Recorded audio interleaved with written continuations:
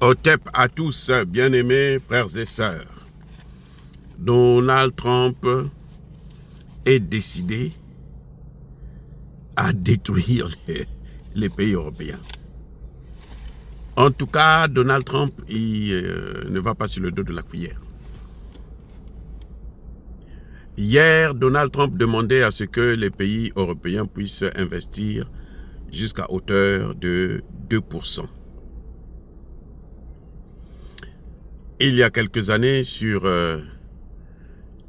32 pays de l'OTAN, il n'y avait que 23 qui avaient pu arriver à ce seuil.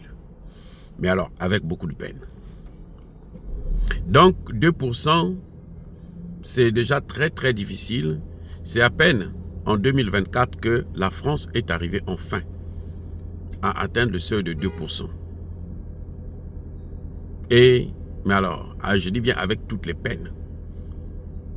Et que bon, aller plus loin, ça va être encore plus compliqué pour la France. Mais vous savez quoi?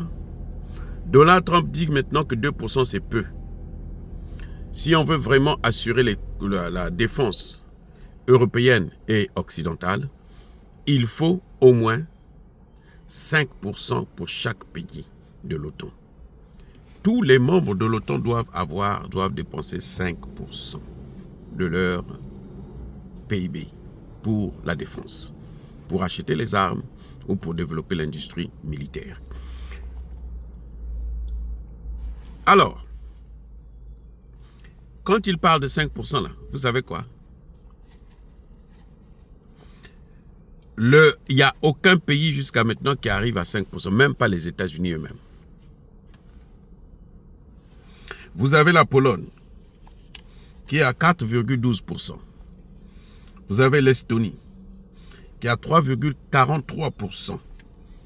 Et enfin, vous avez les États-Unis qui sont à 3,38%. Plus loin, vous avez la Lettonie qui est à 3,19%. La France est loin. La France occupe la 19e place. Écoutez bien, vous qui vous agenouillez devant la France, vous qui passez votre temps à servir la France au sein de l'OTAN occupe la 19e place. 19.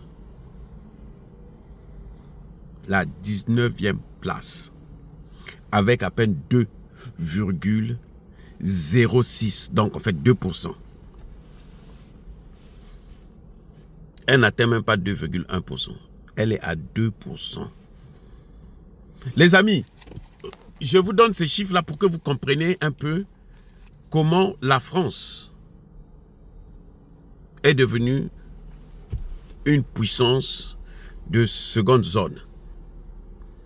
C'est en Afrique qu'on lui donne de l'importance. Il faut que les Africains puissent prendre conscience de leur pouvoir et de leur force pour que, désormais, la France ne puisse plus jamais gérer nos pays. Les amis, c'est clair. Regardez bien. 2%, 19e place. Et le chiffre que donne Donald Trump là, qui est celui de 5%. Pour atteindre ce chiffre, la France doit dépenser encore 92 milliards d'euros pour la défense. Elle doit en faire plus. Là, la France est à 43 milliards. Elle a décidé d'augmenter à 50 en 2025. Et 69 en 2030. Donc, la France ne peut pas atteindre les objectifs de Donald Trump là, maintenant. Là, malgré l'Afrique. Maintenant, si vous retirez l'Afrique, vous enlevez cette Afrique-là. Si vous enlevez cette Afrique-là, il restera quoi à la France? Les amis,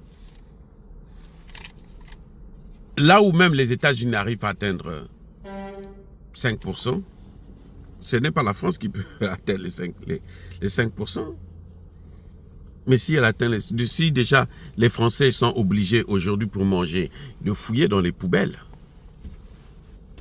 les Français sont aujourd'hui obligés de fouiller dans des poubelles, aller puiser, chercher la nourriture dans des poubelles.